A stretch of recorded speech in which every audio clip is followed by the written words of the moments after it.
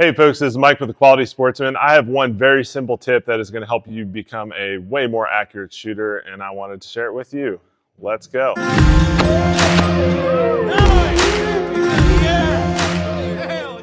All right, before we get into it, please go ahead and subscribe to the channel. That helps me grow the channel and bring you better content each week. If you enjoyed this video, hit that like button as well. Thanks. All right, folks. Well, as you can see, I got a couple of tools here with me. Being a better shooter, whether it's just zeroing or doing, long range stuff, there's one simple tool that I didn't know about until I got into the long range and really started, pushing myself to be more accurate and precise. And that is knowing how to use a shooting bag.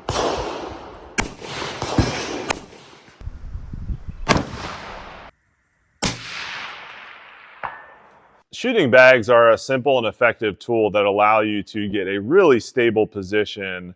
Obviously, if your gun is on target and it doesn't move when you pull the trigger, you're going to hit your target. A lot of folks struggle to even zero their rifle because they are moving around too much, or they're jerking the trigger, flinching from the recoil. Using a shooting bag can really help to get rid of all those bad habits and give you that perfect or near perfect stable platform. Once I started using a shooting bag, I'm able to zero my rifle at 100 yards and know that I'm not putting any extra variance in my group size. I know that I'm able to get a really good zero on that gun. Shooting bags are absolutely essential. For how much they cost, it's probably the single best thing that you can do to become a better shooter. So I have two bags here. They're each a little different. Let me explain how I use them.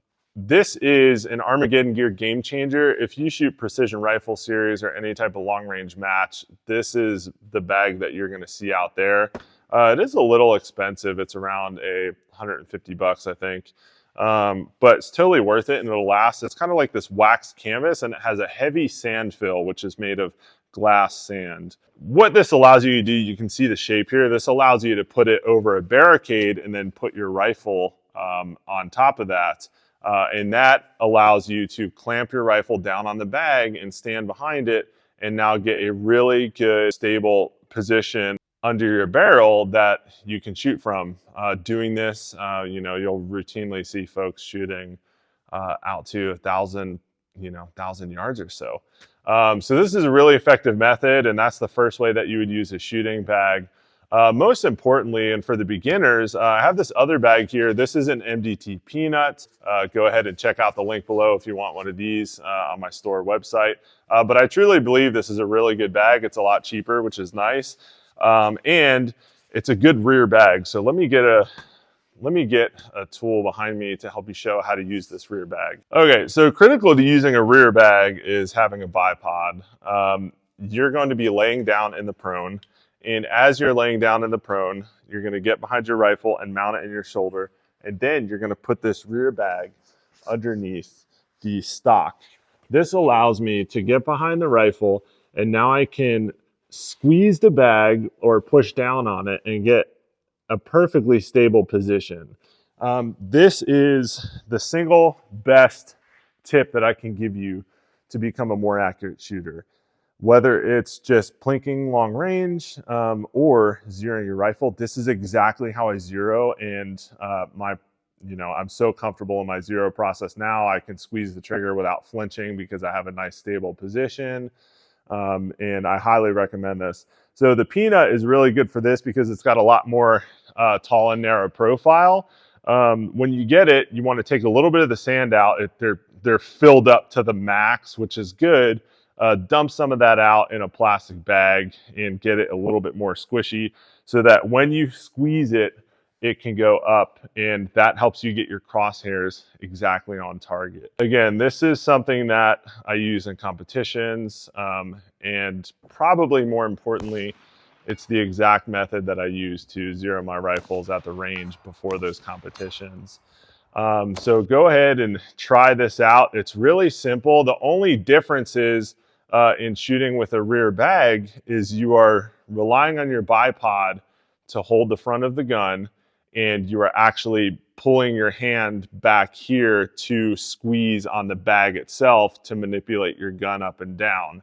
If you are doing that, you're doing it right. You still have a good cheek to stock weld.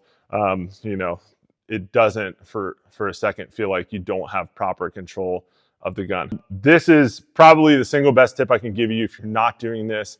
You need to be zeroing like this. You need to get a bag like this, which is a good rear bag. Don't get those bags that look like they're like, you know, made of like leather, like Caldwell bags that have a V-notch to put your stock in.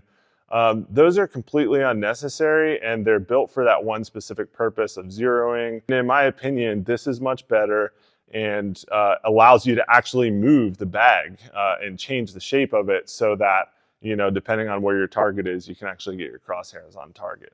So I really like this shooting bag. The Game Changer is, in fact, a game changer for any of my PRS shooting that I'm doing where I need a front rest. Or we're doing a lot of barricade shooting. This is going to be my go-to.